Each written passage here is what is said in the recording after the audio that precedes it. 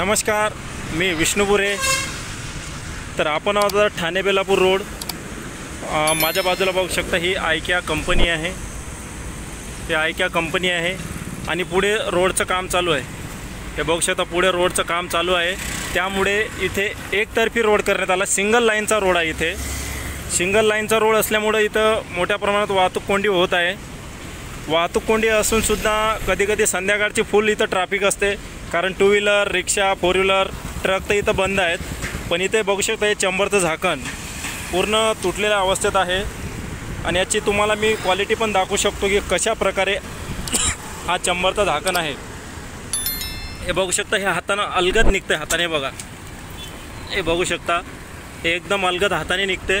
पण याच्यावरची जर कुठली गाडी गेली आणि इथं गाडी जर फसली तर इथं मोठा ॲक्सिडेंट होण्याची दाट शक्यता आहे। की तुम्ही टायर पण बघू शकता गाड्यांचे किती याच्यात जवळून जात आहेत, कारण मी इथं उभा आहे म्हणून थोडे लांब जातात। हे बघू शकता एकदम जवळ जातात याचे, हे बघू शकता इथं टायर पण फुटू शकतो की आता हे बघू शकता हे सलया निघलेल्या आहेत। हे बघा हे सलई अशीच आहे, हे मोकळी आहे सलई, हे बघू शकता महानगरपालिकेचं हे काम बघू शकता।